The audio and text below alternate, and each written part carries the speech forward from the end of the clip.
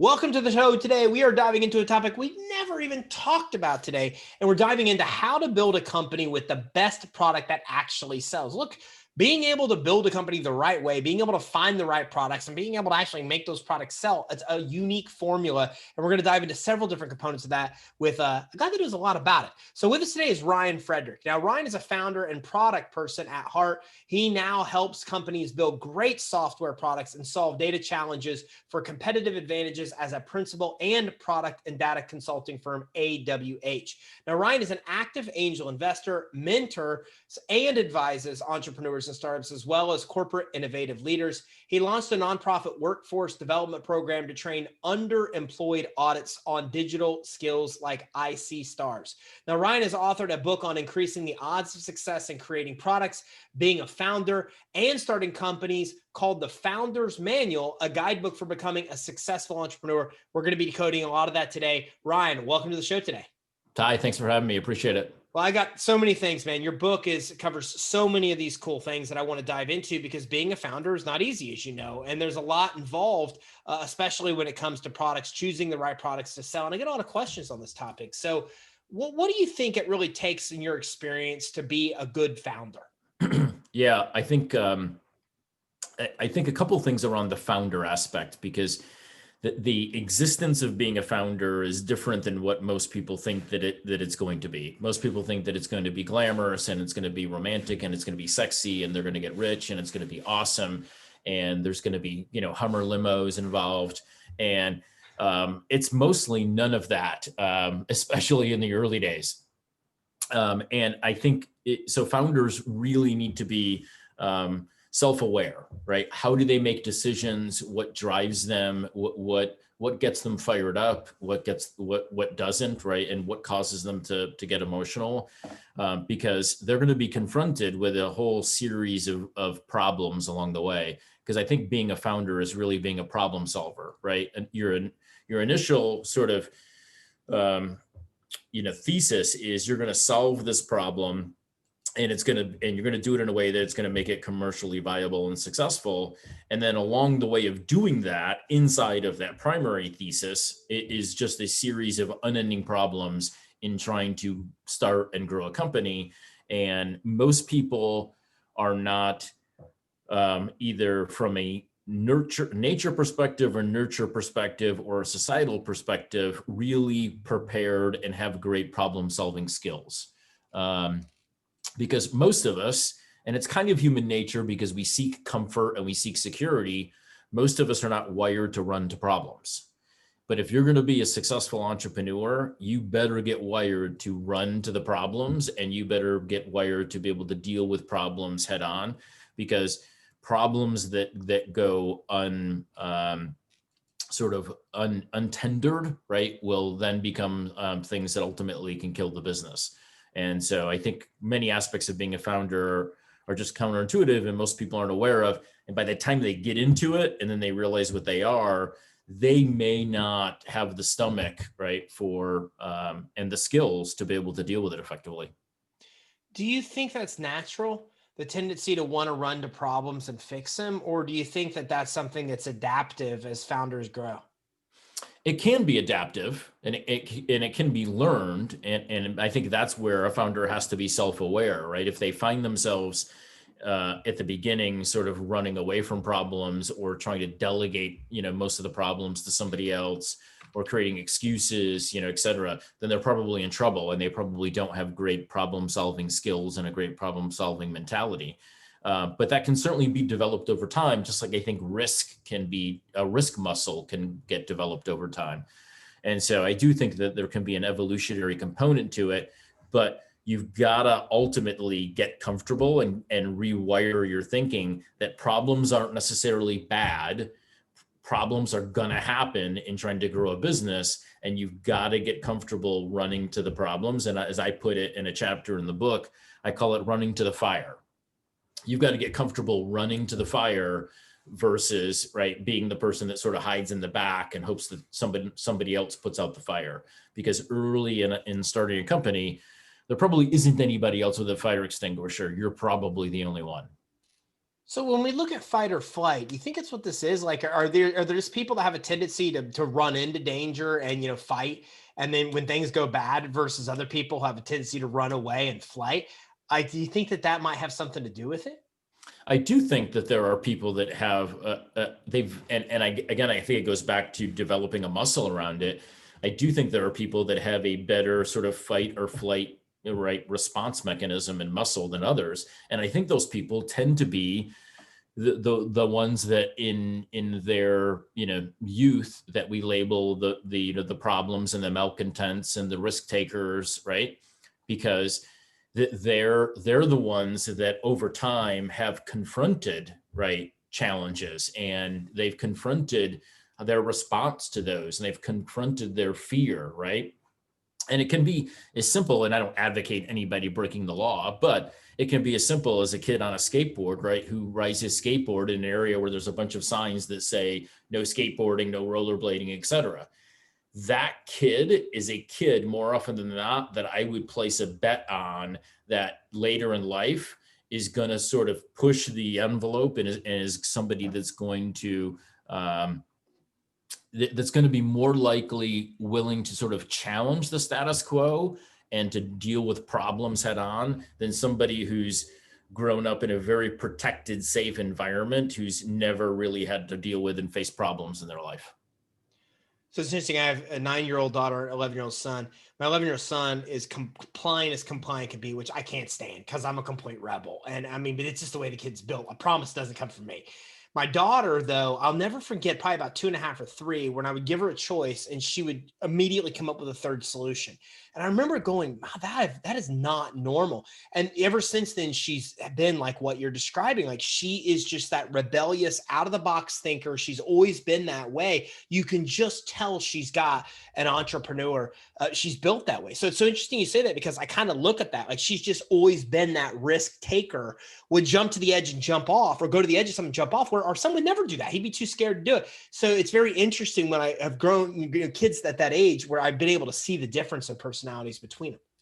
Yeah, absolutely. And I think over time that will evolve in her, right? And she will understand where her thresholds are too, right? So she's going to get to the edge of some ledges, and she's going to be like, this makes me a little uncomfortable. This seems a little too high. This seems a little dangerous. And she either might contemplate not jumping, or she might back off, right? But that's good too, because then it means that she's understanding what her risk thresholds and tolerances are, right, as part of it. And that's important to learn too, because whether you're talking about physical risk, financial risk, reputational risk, emotional, mental risk, etc., you have to know where your tolerances and your thresholds are as part of being an entrepreneur. Because if you can borrow, let's pick any number, $50,000, right, to put into your company from friends and family, let's say, are you comfortable with that? Or does that give you the heebie-jeebies and makes you break out in cold sweats? Well, if it does, then you probably shouldn't do it, right?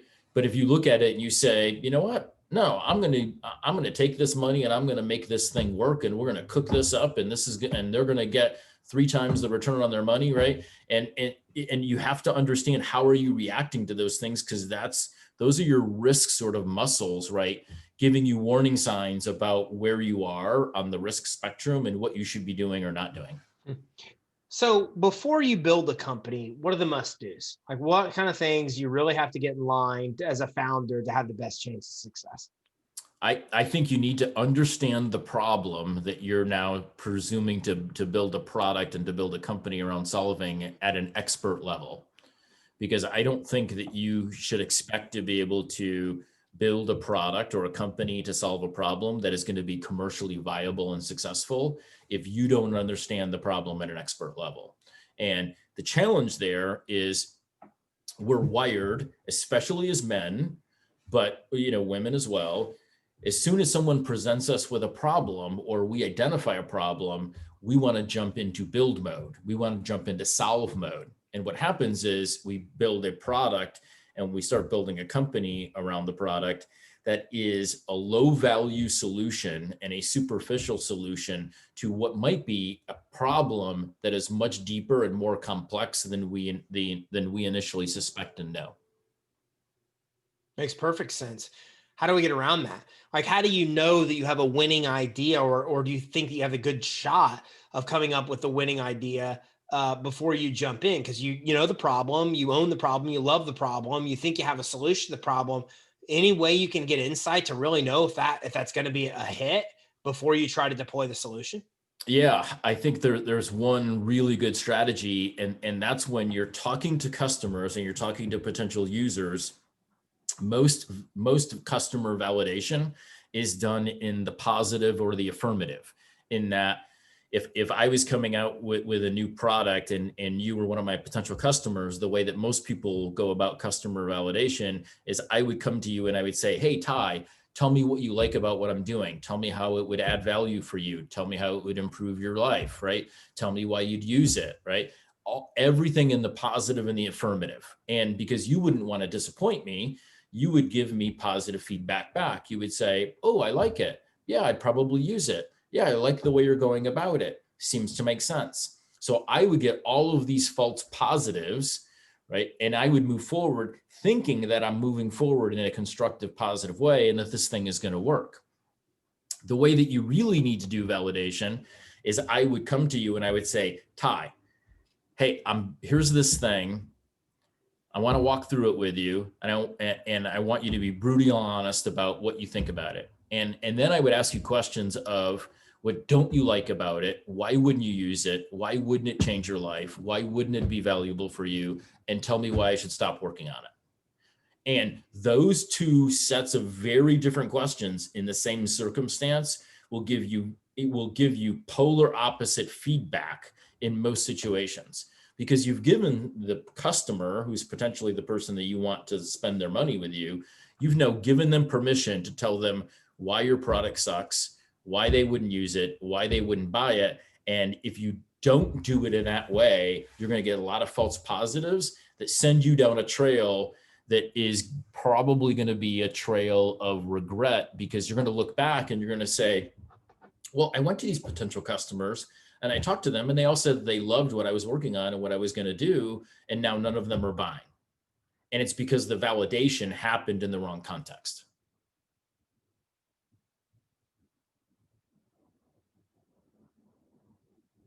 To actually hit the mute button. Apology. So what about niches? I mean, we hear a lot about that. You know, the riches are in the niches. So if you think you've got that and you've gone through this process, you think you have the solution to the problem, how do you kind of find the right niche within a market to then be able to deploy that solution? Yeah, and I'm a big supporter of niches. Some of the companies that I've been involved in starting, we started in very small niches and very small industries, and that worked out okay. And I think that starting in a niche has a lot of value versus going broad based, because and this is, I'm going to probably stop using this analogy because I just wrote a blog post about sort of coming down on people in so-called innovation experts that use the same worn out analogies for 20 years. But if you think about Facebook started out as hot or not for a Harvard dorm room. That's a pretty niche product, right? And Zuckerberg couldn't even have planned and projected that it would have become what it's become, right? So there's one that everybody can sort of relate to. If you attempt to go broad based out of the gate, you are going to need so much money, so much time, so much energy, and so much of a ramp to get to the point of having enough market penetration for it to be sustainable. That it's almost ridiculous, and it happens very few times. Where if you start out in a niche and you say, okay, ultimately I want to be the best, consumer benefits company for millennials, but there's a lot of millennials and there's a lot of consumer benefits, healthcare options out there, right? That's way too broad. initially you might say, I'm going to be the best benefit coverage plan and provider and company for mechanics. Well, now you know who your target customer is. You now know how to position the product and tell the story and refine the messaging for that potential customer versus trying to market to millennials as a broad category, right? And there's an example in the book. I used that example specifically because it's in the book, and I ran into a founder who was doing that, and he was trying to serve millennials. And I said, well, this is going to take forever and be ridiculously expensive, and it's probably not going to work in the end. And I said, are you getting traction with any particular segment? And he said, yeah, with hairdressers. And I said, well, why not just focus on the hairdressers then, right? And why not just build the product and the service and the company focused on hairdressers, and then add mechanics, and then add plumbers, right? And, et cetera, et cetera. And he didn't want to do it because that's not what he envisioned for the company. So he would rather have a company that failed going after a niche than, or a company that failed going after a broad-based, market, than have a company that would be successful in a niche that he didn't, deem was worthy enough or something.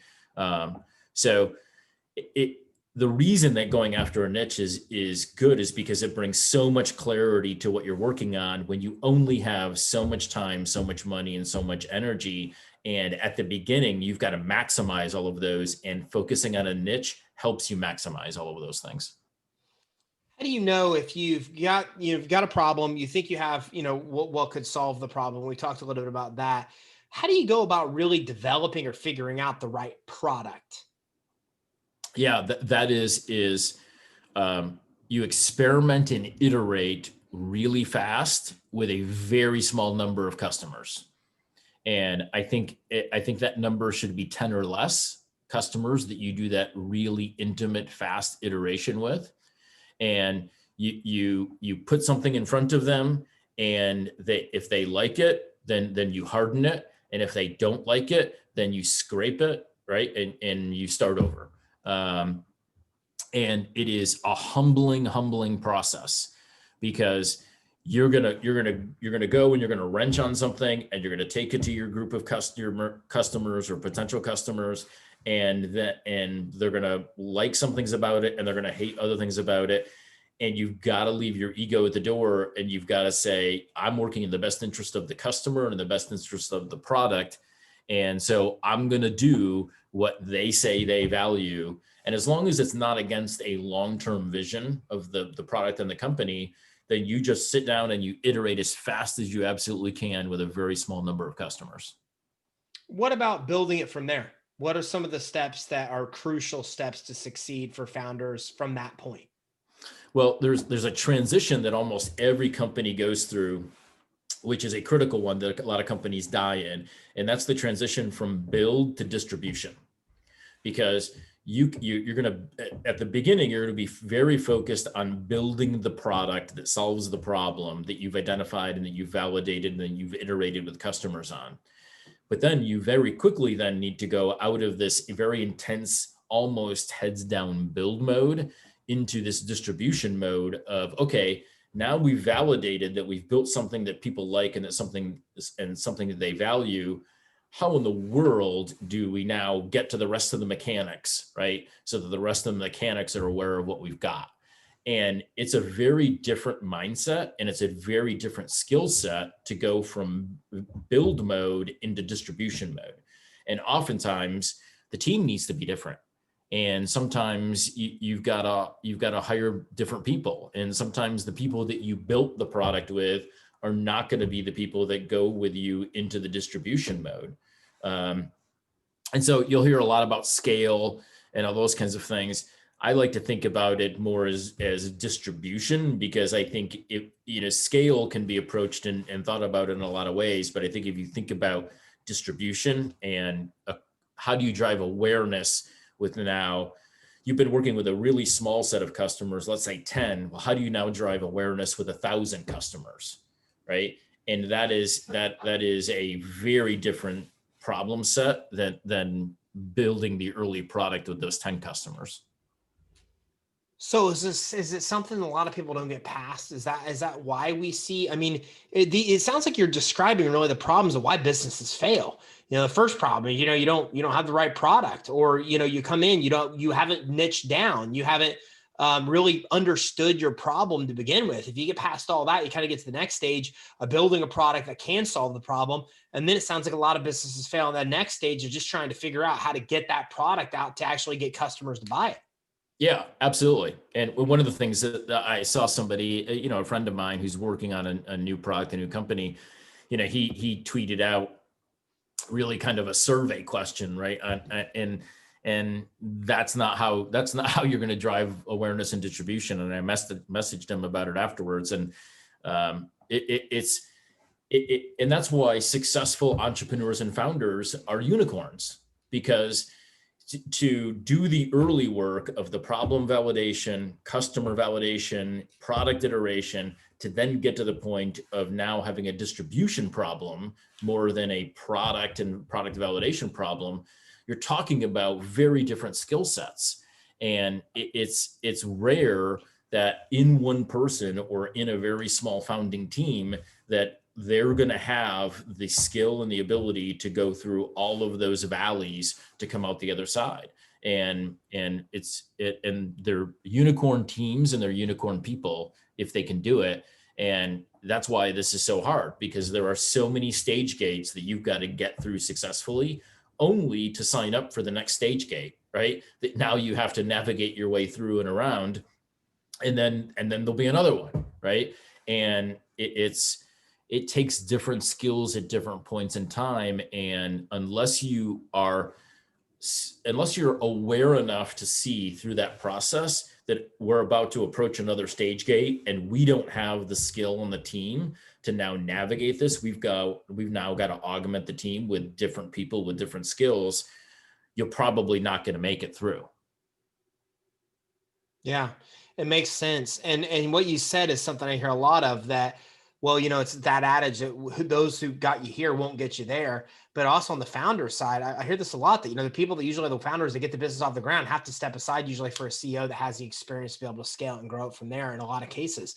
What core principles do you think help increase the odds of a founder succeeding as founder? And then core principles that help them succeed beyond founder to that scalability phase? Yeah, I think they've got to make a transition from being this sort of creative person, right? Which is often, the early stages of being an entrepreneur and a founder, right? Understanding the problem, designing the product, et cetera. They've got to make a transition into being a good operator, right? And they've got to make a transition from being a founder into a business person. And, there's a chapter in the book, and I specifically included it, around managing to a pro forma, because I see so many founders that get investment, and then when you talk to them about, well, what's their pro forma, right? How much can they spend in what area over what period of time before they run out of money, right? And it's often on the street called the burn rate. When you ask them about it, they might be able to tell you their monthly burn rate, but that beyond that, they can't really tell you where the money's going and why the money's going there.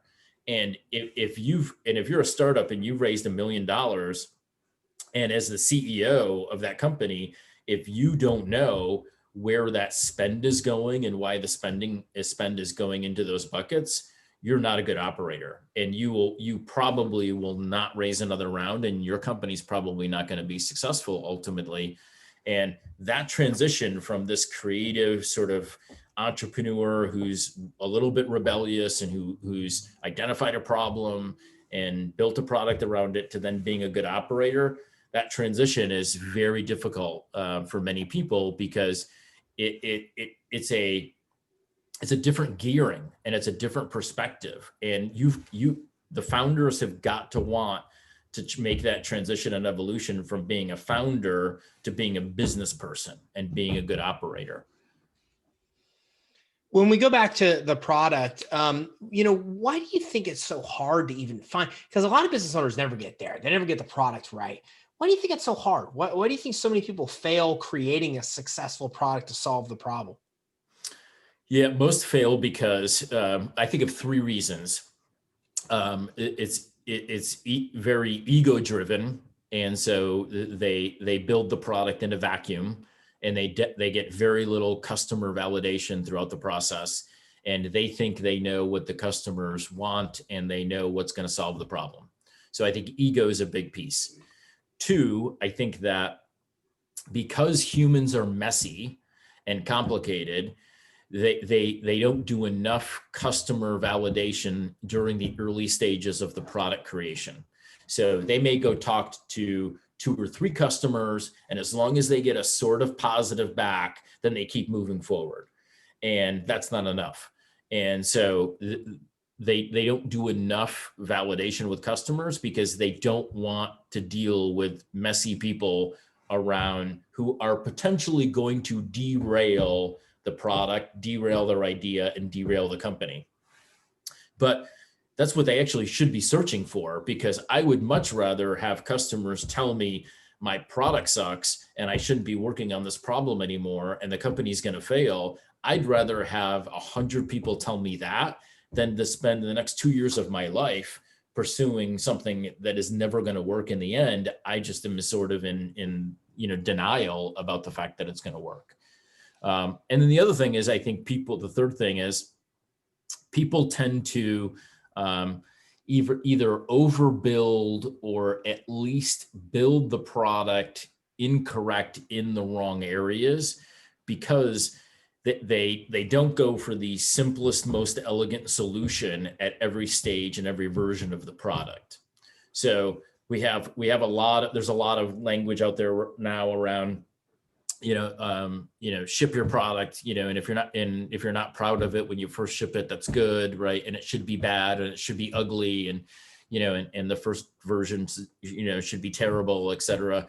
I think that's only marginally true, because I think now, and that might have been true 10 years ago, 12 years ago, but I think now if you ship a product and put it in customers' hands, it shouldn't be ugly, right? And it should work. And it should be simple but elegant, and it shouldn't do anything more than what you validated it to do to that point with customers. So I think we have people that fall into 2 camps. They either way overbuild and overcomplicate the product at every stage, or those that ship something that is so bad that they're then surprised that customers, don't like it and aren't using it. When they shouldn't be surprised, because it's frankly sort of unusable. And I think that if people just had the mentality at every stage of the product, whatever they put into users' hands, make it as simple and elegant as possible. And so that means some level of polish, right? So it's usable and it looks good and it works. But always with an eye on never overbuilding it at any stage either. So I don't like labels like MVPs and alphas and betas and versions.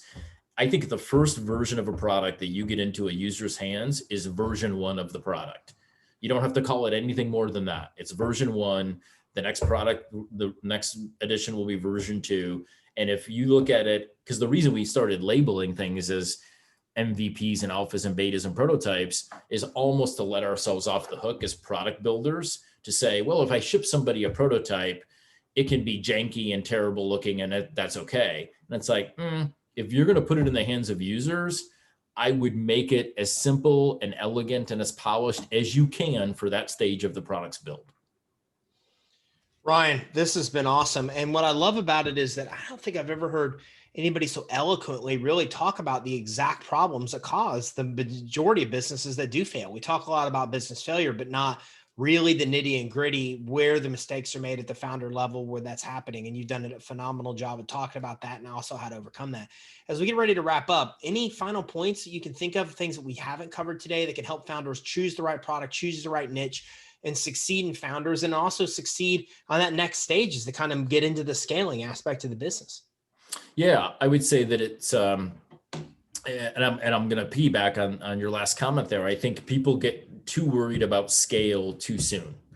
They think about, how big the company can become in total addressable market and all these big numbers. I mean, I haven't seen a pitch deck from a startup in in 5 years that didn't say they weren't going after $1 billion, total addressable market.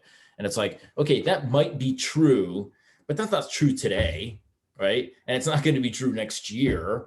10 years from now, your potential might be, $1 billion, addressable market, but today it isn't. And so there's too much talk, and people get too wrapped up in scale too early, because if 100 people don't love what you're doing and why you're doing it and are paying you for it, you're never going to get to 1,000 or 10,000 or 100,000 or a billion anyway. So it doesn't matter. And so I hear too much talk about scale versus understanding how you're going to get there and what are those milestones and how do you go from one milestone to the next? How do you go from 100 customers to 1,000 customers to 10,000 customers? And if you're going to capitalize on that total adjustable market potential that's there, break it down and how are you going to get there, right? And many people can't do that. Where can everybody go to learn more and grab your book? The book's available at thefoundersmanual.com, and then that has links out to the Amazon and the publisher site. If anybody out there is working on a product or needs help on a product, then my product firm might be able to help, and that site is awh.net. awh.net and thefoundersmanual.com. You got it. Yep. Okay, cool. Ryan, thanks for coming on with us today. Ty, thanks for having me. So everybody, a lot of great stuff. And the reality is we just scratched the surface. There's so much phenomenal stuff in Ryan's book that we just couldn't even get to. We just don't have enough time to.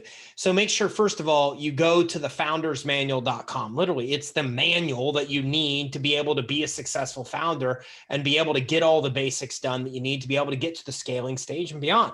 And then if you need the right product, if you want to get started, make sure that you have the right product, then go to awh.net. I'm going to put both of those on the show resources page, but take these steps.